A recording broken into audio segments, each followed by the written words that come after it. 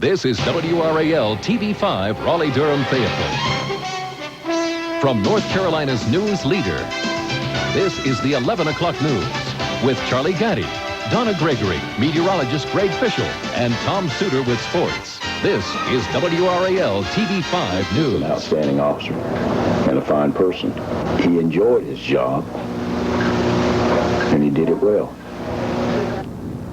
Good evening. Tonight, they have jailed two suspects in the killing of that law officer in Columbus County. They are 16 and 17 years old. 16-year-old Aquino Lee Williams and 17-year-old Michael Thomas Brown of Brunswick have been charged with murder. They are in the Columbus County Jail. The body of 57-year-old Deputy Bob Henson was found in his patrol car in the town of Brunswick. Henson's last contact with headquarters was at 12:25 this morning when he called in to say he was checking a breaking and entering call. An hour later, Sheriff Harold Raines describes what his men found.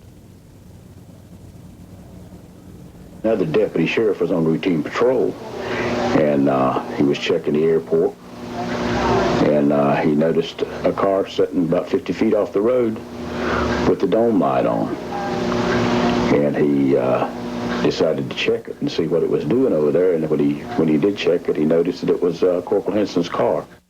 Now that they are suspects behind bars, authorities want to know answers to these questions. What was the motive? Was the breaking and entering call a setup? But tonight, the questions are filled with grief for Corporal Henson's wife and 4 children.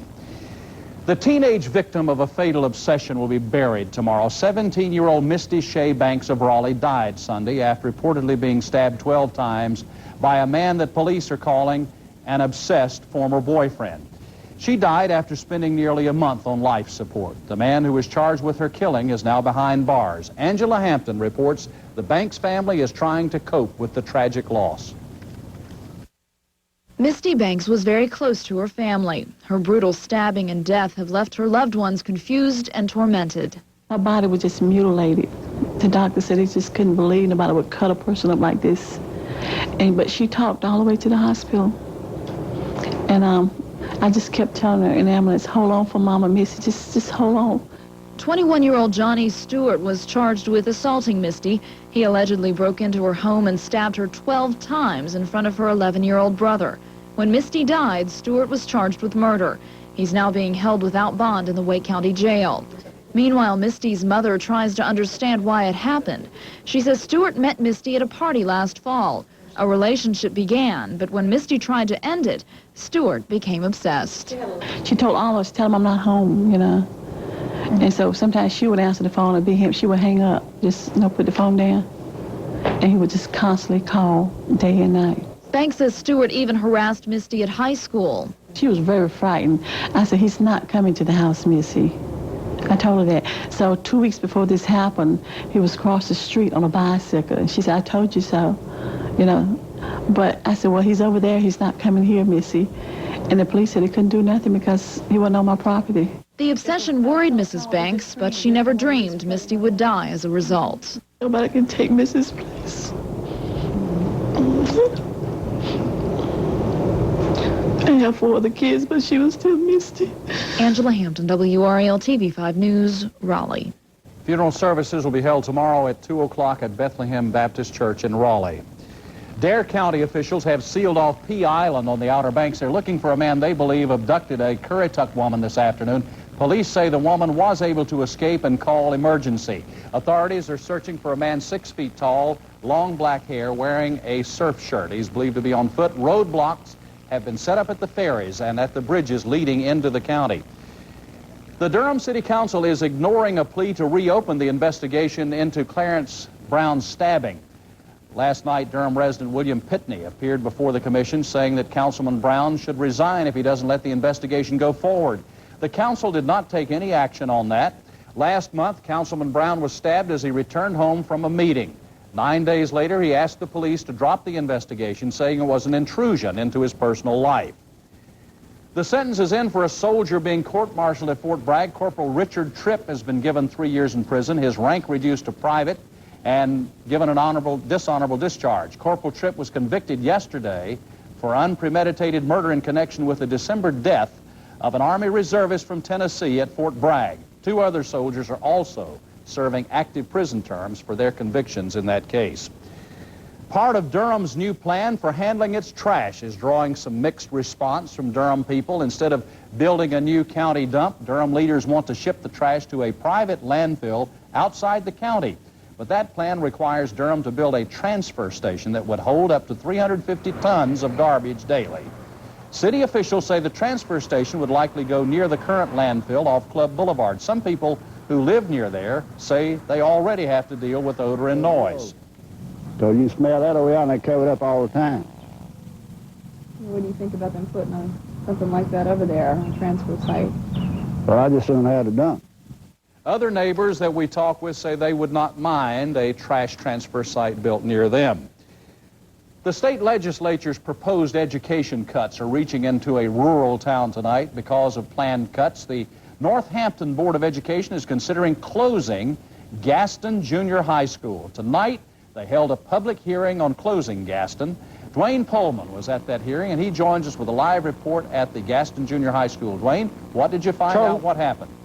Charlie, this school has been around a long time, and we expected tonight's meeting to be very emotional since they were talking about closing the school down, and it was very emotional. Every person who spoke to the school board tonight made a plea to keep the old school open. A portion of this old school dates back to the late 20s. The hallways here have echoed with several generations of students. Tonight they echoed once again, not from the voices of students, but parents trying to prevent Gaston Junior High School from being closed down. Closing of Gaston School is not best for our children. I know money is tight, but please try and find other means. I got an education. But how you gonna close the school for some money? Everyone who spoke to the Board of Education tonight was against closing Gaston. Many of these people went to school here or sent their children here or both. This man at one time was Gaston's principal. His children graduated from Gaston when it was a high school. Tonight he made a plea not to close the old school down. These people want their school. They don't want to give it up. You all ask them for help and they will help you. It's never easy to close the school, especially in a community as strong as the Gaston community. The superintendent and school board are in a tough position. They're facing millions in state cuts and thousands in county cuts. The decision on closing Gaston Junior High School will not be an easy one. The board can make a rational decision whether or not to close the school and cut elsewhere. And there is some hope tonight, Charlie. After the meeting, the superintendent told me that he believes there's a better than 50-50 chance that the school will remain open, but the final decision will rest with the school board. That meeting is expected to happen, Charlie, on July 8th. All right, Dwayne, thank you very much. The legislature had a busy day. Here is some of it. It appears now that the impasse on the budget between the House and Senate is not going to be easy to settle, but you can bet it will cost you extra taxes when all the smoke clears. The Senate Redistricting Committee voted today to approve a new map for congressional districts, but the final product has to be settled with the House. And that's what's happened on this legislative day. Coming up next, massive mudslides cover parts of Chile tonight. We'll have the story. And an old Durham home finds a new place. We'll explain that and more in just a moment.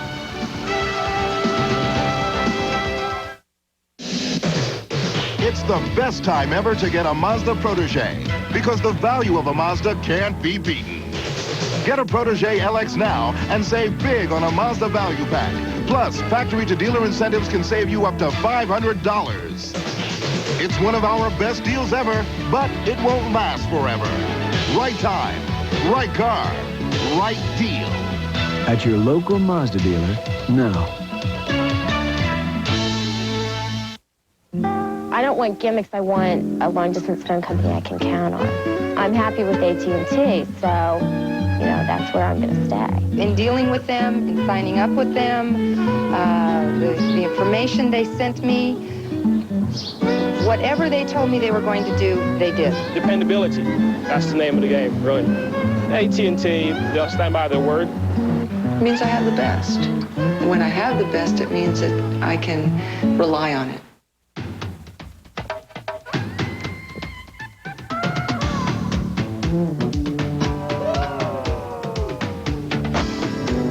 With Matchlight, you get the best charcoal, Kingsford.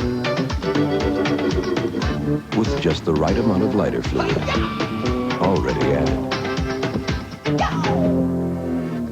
That's why there's only one match for Match Light.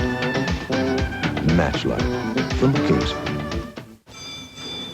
Everything is choreographed, and it just clicks right along. It's like a Marine drill team.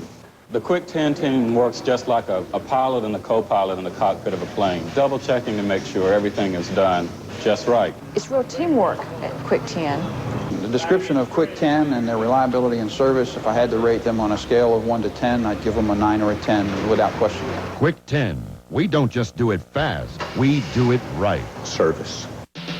WRAL-TV 5 News is closed caption for the hearing impaired. Funding is provided in part by Kaiser Permanente and Centura Bank.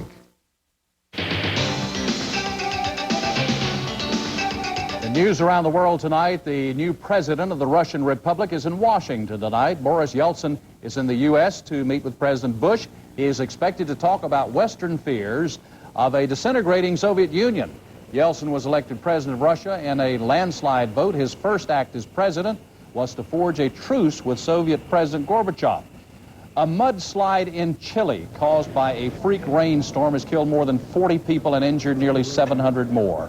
Tons of mud and debris swept away houses and cars. Police say they've been able to recover the bodies of 28 adults, 13 children from the homes destroyed by the mudslide. Thousands of military dependents are being evacuated from Subic Naval Base in the Philippines. The base has been without electricity and water since Mount Pinatubo spewed volcanic ash on the base. Power transformers have been knocked out. Nearly 200 buildings have